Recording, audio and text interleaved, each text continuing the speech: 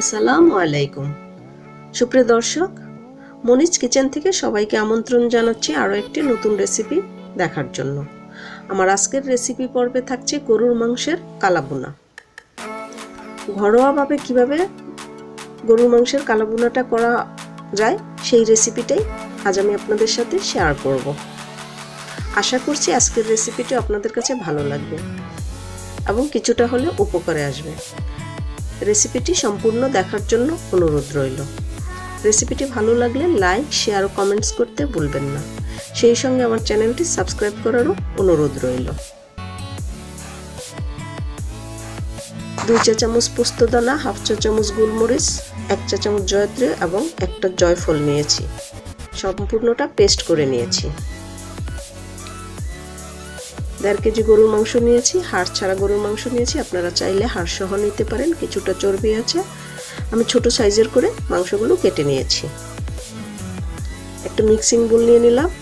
1.5 table চামচ রসুন বাটা, 1.5 table চামচ আদা বাটা, 1 টেবিল চামচ জিরা বাটা, পরিমাণ মতো লবণ, 2 টেবিল চামচ চোকলা সহ পেঁপে বাটা, কাঁচা পেঁপে, এবং প্রথমে যে পেস্ট করেছি ওটা থেকে 1 চা চামচের চেয়ে বেশি মশলা দিয়ে দিলাম। 1.5 টেবিল চামচ ধনিয়ার গুঁড়ো, 1 টেবিল চামচ হলুদের গুঁড়ো, 1 টেবিল চামচ মরিচের গুঁড়ো দিয়ে দিলাম এবং দিয়ে দিলাম 1/2 কাপ সরিষার তেল, 1/2 কাপ পেঁয়াজ বেরেস্তা, 1/2 কাপ পেঁয়াজ কুচি এবং 1/2 কাপ টক দই ভালো করে ফেটে দিয়ে দিলাম। এবার সবগুলো মিশ্রণ ভালো করে একটা চামচের সাহায্যে ভালো করে মিশিয়ে নেব। মিশ্রণটা মেশানো হয়ে গিয়েছে, দিয়ে দিলাম গরুর মাংস।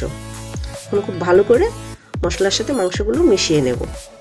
মেশানো হয়ে গেলে এটাকে আমি 5 থেকে 6 ঘন্টা রেস্টে রেখে দেব। হাতে সময় থাকলে আপনারা সারা রাত্রের জন্য ম্যারিনেট করে রেখে দিতে পারেন। আমি 6 ঘন্টা রেখে দেব এটাকে নর্মাল ফ্রিজে। চুলায় একটি পাত্র বসিয়ে দিলাম, দিয়ে দিলাম 2-3 টেবিল চামচ সরিষার তেল। এই তেলটা না দিলেও চলবে, তবু আমি দিয়েছি। এখন দিয়ে দিলাম ম্যারিনেট করা গরুর মাংসটা। এখন চুলার জালটা মিডিয়াম লো আঁচে রেখে আমি গরুর মাংসটাকে 8-10 মিনিট কষাবো। দিয়ে দিলাম 3 টুকরো দারুচিনি, 5-6টা সাদা এলাচ, 3-4টা তেজপাতা এবং 4-5 টুকরা লবঙ্গ।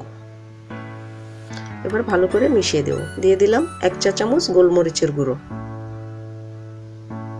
এবার মশলাটা ভালো করে নেড়ে মিশিয়ে নিচ্ছি এবং আস্তে আস্তে কষিয়ে নেব।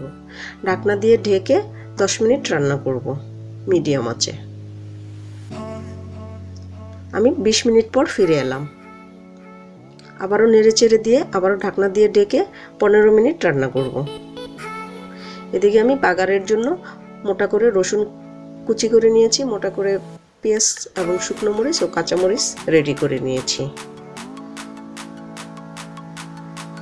আমি 15 মিনিট পর ফিরে এলাম। মাংসটা বেশ সুন্দর মতো কষানো হয়েছে। আবারও 10 মিনিট ঢেকে দেব। এবার মাংসটা পানিটা পুরোটাই শুকিয়ে গিয়েছে, মাংসটা খুব ভালো মতো কষানো হয়েছে। এখন আমি 4 কাপ পরিমাণ গরম পানি দিয়ে দিলাম মাংসটা সিদ্ধ হওয়ার জন্য। এখন চুলাটা বাড়িয়ে মিডিয়াম হাইতে দিয়ে ঢাকনা দিয়ে ঢেকে 20 মিনিট রান্না করব। ফিরবো 20 মিনিট পর। ফিরে এলাম 20 মিনিট পর। অনেকটা পানি শুকিয়ে গেছে। সয়া সস দিতে মনে ছিল না, আমি এই পর্যায়ে 1.5 টেবিল চামচ সয়া সস দিয়ে দিলাম। সয়া সসটা মাখানোর সময় দিয়ে দিলেই ভালো হতো। এবার নেড়ে চুলার জাল মিডিয়াম লোতে করে দিয়ে আরও 20 মিনিট রান্না করব। 20 মিনিট পর ফিরে এলাম। পানিটা একদম শুকিয়ে গেছে, মাংসটা মাখামাখা হয়ে গেছে। আবারও আমি একদম লো আঁচে করে দিয়ে 20 মিনিট রান্না করেছি ঢাকনা দিয়ে ঢেকে। এখন দিয়ে দিলাম 10-15টা কাঁচামরিচ দিয়ে নেড়ে আবারও ঢাকনা দিয়ে ঢেকে একদম লো আঁচে 15 মিনিট রেখে দেবো চুলায়। ফিরে এলাম 15 মিনিট পর। বেশ সুন্দর একটা কাঁচামরিচের গন্ধ বের হয়েছে। আমার এই পর্যায়ে রান্নাটা শেষ। আমি এখন বাগার দেব। আর একটা চুলায় আমি কড়াই বসিয়ে দিয়েছি, সেখানে আমি সরিষার তেল দিয়ে দিলাম পরিমাণ মতো। কেটে রাখা 1/4 কাপ রসুন কুচি, 1/3 কাপ মোটা করে পেঁয়াজ কুচি এবং শুকনো মরিচ দিয়ে দেব। শুকনো মরিচগুলো আমি মাঝখান থেকে টুকরো করে কিছুটা বিচি ফেলে দিয়েছি। এখন এটাকে হালকা বাদামি করে ভেজে দিয়ে দেব। ভাজা প্রায় হয়ে গিয়েছে। এখন আমি এটাকে মাংসের মধ্যে ঢেলে দেব। এখন মাংসের সাথে খুব ভালো করে মিশিয়ে আমি 10-15 মিনিট মিডিয়াম লো আঁচে এটাকে রান্না করব এবং ঝোলটাকে আরেকটু শুকনো করে নেব। আপনারা চাইলে এটাকে আরও অনেক শুকনো করে কালো কালো করে নিতে পারেন, কিন্তু আমি এর বেশি আর কালো করব না, একটু মাখা মাখাই রাখবো। আমি এটাই পছন্দ করি, একেবারে কালো কুচকুচে করব না। আমার রান্নাটা শেষ। আমি একটা সার্ভিং ডিশে বেড়ে নিচ্ছি। এই তো হয়ে গেল আমার গরুর মাংসের কালা ভুনা। দেখতে পাচ্ছেন ভিউয়ার্স, দেখতে যেমন সুন্দর হয়েছে খেতেও খুব ভালো হয়েছে। আশা করছি আজকের রেসিপিটি আপনাদের কাছে ভালো লেগেছে। রেসিপিটি ফলো করে একবার বাসায় তৈরি করে দেখবেন। ভালো মন্দ দুটোই কমেন্টস করে জানাবেন। আপনাদের কমেন্টস পেলে আমি আরও উৎসাহিত হই এবং পরবর্তী রেসিপি করার আগ্রহ জাগে। পরবর্তী রেসিপি দেখার আমন্ত্রণ জানিয়ে আজকের মতো এখানে বিদায় নিচ্ছি। সে পর্যন্ত সবাই খুব ভালো থাকবেন।